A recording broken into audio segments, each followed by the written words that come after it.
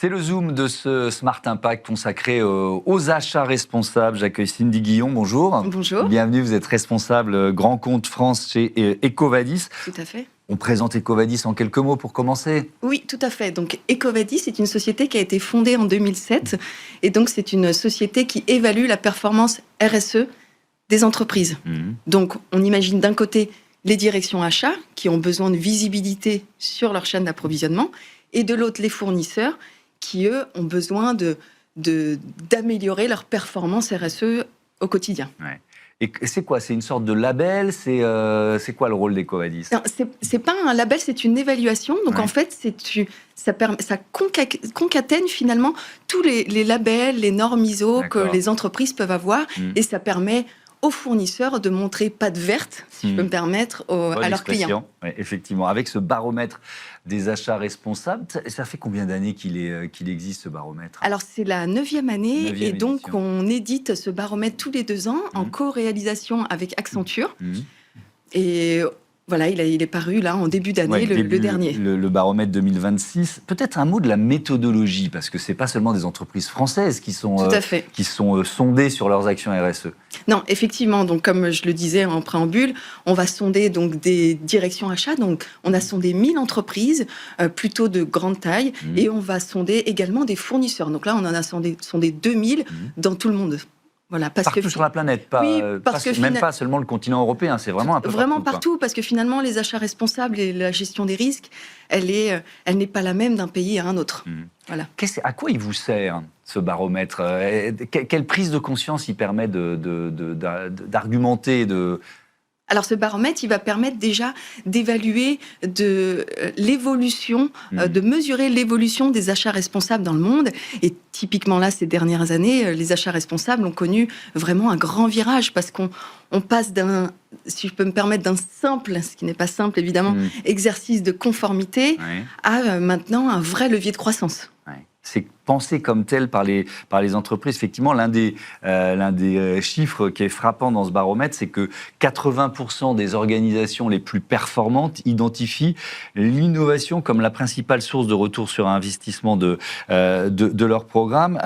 Les achats responsables, levier d'innovation et de création de valeur. Ça, je trouve ça intéressant. L'association entre achats responsables et innovation. Je veux bien que vous nous expliquiez ça. Tout à fait. Alors, effectivement, quand on se lance finalement dans les achats responsables, on va engager nos fournisseurs dans une démarche vraiment responsable. Et donc, ce qui va permettre également de l'innovation parce que on va demander à nos fournisseurs d'améliorer les produits, de les rendre plus vertueux, de les rendre plus responsables. Par exemple, bas carbone, on va essayer de récupérer donc des ressources qui sont les plus bas carbone possibles, recyclables également. Mettre de la circularité dans la logique économique. Tout à fait. Et donc ça suppose l'innovation. Et comment cette innovation et ces achats responsables deviennent un moteur de croissance ou de création de valeur pour les entreprises que vous avez sondées? Alors finalement,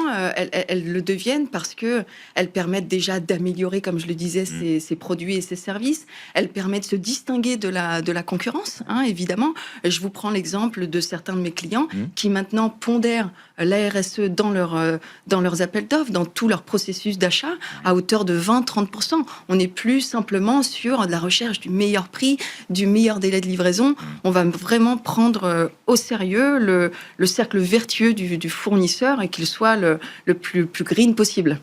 Ça veut dire que les fournisseurs, si je comprends bien, ne peuvent plus avoir intégré cette dimension de RSE, d'amélioration de leur bilan environnemental, de circularité dans leur process. S'ils ne le font pas, ils risquent de perdre des marchés. Exactement. On le voit bien finalement, que ce soit vous en tant qu'individu ou une entreprise, vous allez plus facilement vers une société beaucoup plus vertueuse. Oui, mais à côté de ça, on a un backlash, on a des pays où c'est le discours opposé qui est en train de s'imposer. Donc ça peut sembler contradictoire. Exactement, et quand on voit les problèmes géopolitiques, les problèmes sanitaires, on est obligé de faire évoluer ces achats, qu'ils deviennent responsables, et donc on est obligé également d'améliorer de la résilience dans sa chaîne d'approvisionnement. exemple, un détroit est fermé.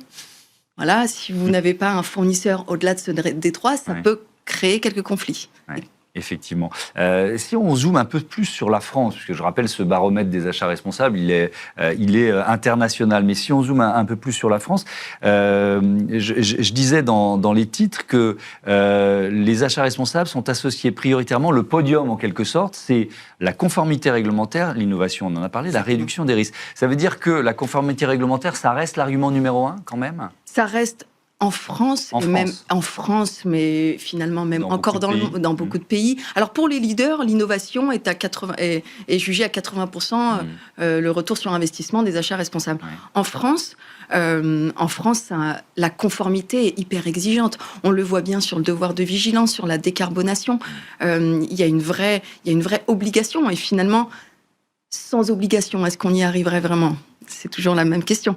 Donc, c'est l'enjeu numéro 1, c'est les réglementations. Ensuite, vous avez évidemment la gestion des risques de votre chaîne d'approvisionnement, la visibilité, la traçabilité de votre chaîne pour améliorer, comme je le disais, pour être plus résilient, et également l'engagement des fournisseurs. Et en France, on remarque que c'est le pays le plus mature, un des plus matures, il est sur le podium, il est numéro 3 dans le monde, derrière la Finlande et la Suède sur les achats responsables. D'accord. Et on est à quel niveau ? C'est-à-dire, on n'est pas loin de les rattraper, ces deux autres pays, quand on dit on est sur le podium ? Oui, ils sont loin devant ou ils sont... On n'est pas loin de les rattraper. Déjà, vous voyez... Finalement, on forme une équipe parce que avec les réglementations européennes qu'il y a avec la CSRD et des normes sur la décarbonation, on est plus une équipe que... donc oui, on est sur le podium, peut-être sur certains aspects en premier, deuxième. Donc on a parlé de conformité réglementaire. Il y a cette notion de risque climatique. Moi, je parle beaucoup depuis plusieurs mois, et pas seulement parce qu'il y a la canicule, ou les canicules, des risques liés à l'eau. Est-ce que la dimension de risque climatique, elle est intégrée à cette stratégie et finalement, on se dit, on va faire des achats responsables parce qu'on est obligé d'avoir une résistance au choc ou une adaptation au risque climatique plus importante. Parce qu'on est obligé, mais parce qu'on a une meilleure conscience quand même de plus en plus. Davantage en France, mais on le voit ces derniers jours, ces dernières semaines, diminuer l'empreinte carbone dans sa chaîne d'approvisionnement est hyper importante. C'est-à-dire, pour vous donner un exemple, l'empreinte carbone représente 80% de sa chaîne d'approvisionnement. Donc une entreprise qui veut réduire son empreinte, si elle n'engage pas ses fournisseurs... C'est le scope 3. Donc, c'est le scope 3, tout à fait. Là, c'est beaucoup plus difficile. D'accord. Sur la traçabilité, vous avez commencé à l'évoquer. Est-ce que c'est si simple de remonter jusqu'à quel niveau de fournisseur on réussit à avoir des réponses Et non, c'est pas si simple et ce serait sans surprise si je vous dis qu'on a besoin de l'évolution de la technologie et l'évolution de l'intelligence artificielle. Pour vous donner un exemple, chez Ecovadis, par exemple, dans notre outil de décarbonation, on a amélioré on fait évoluer sans cesse nos outils et donc là, on permet d'aller... mesurer la fiabilité de la donnée qui est collectée sur le carbone. Parce que ce qui est difficile, on collecte, vous imaginez l'exemple d'Ecovadis, mais on collecte des millions d'informations tous les jours de nos clients. Ensuite, il faut la cartographier, la trier, exploiter les données. Et donc, on va avoir...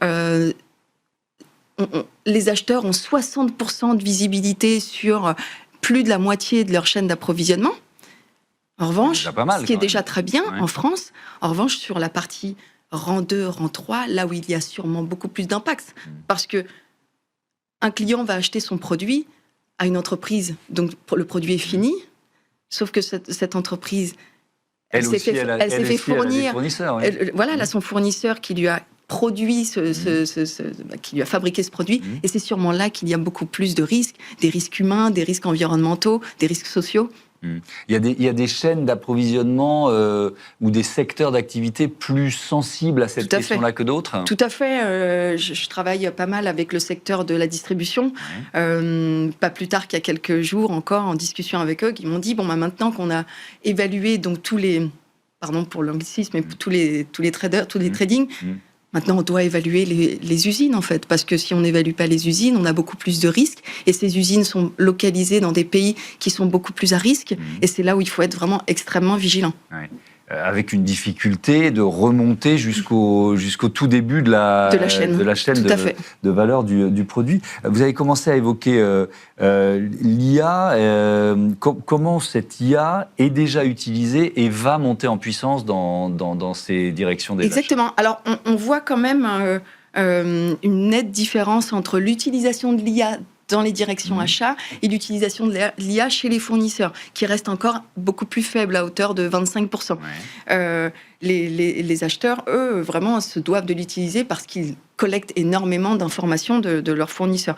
Chez EcoVadis, ça fait quelques années, évidemment, qu'on utilise l'intelligence artificielle parce qu'on en a besoin pour exploiter toute cette data, pour rendre actionnable finalement. En fait, parce que moi, je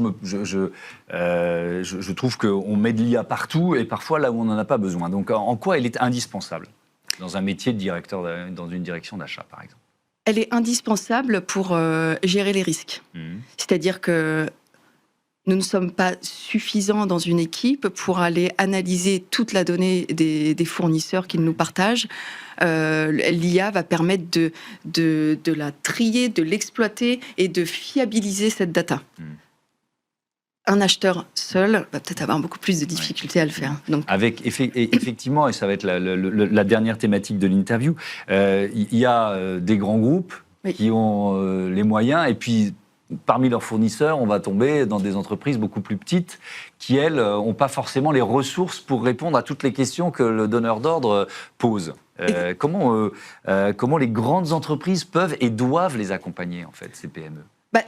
C'est exactement un vrai challenge et nous on le voit au quotidien avec nos clients. Finalement, comment j'engage mes fournisseurs PME qui n'ont peut-être pas d'équipe dédiée RSE achat responsable. Donc on met à disposition des formations par exemple. Ils réfléchissent ensemble à comment faire évoluer les produits. Ils vont avoir peut-être un tout petit peu moins d'attente pour démarrer. On lisse dans le temps l'exigence, quoi. Tout à fait. Et puis, comme on dit toujours par rapport à l'évaluation EcoVadis, attention, oui, c'est votre première évaluation en tant qu'entreprise de 30 ou 50 salariés. On ne vous demande pas tout de suite d'avoir la médaille EcoVadis et d'être Gold. Non, pas du tout. On est là pour que vous mettiez vraiment un premier pas à l'étrier et ensuite que vous rentriez dans une démarche d'amélioration. Merci beaucoup, Cindy Guillon, et à bientôt sur Be Smart for Change. C'est l'heure du grand entretien de ce Smart Impact.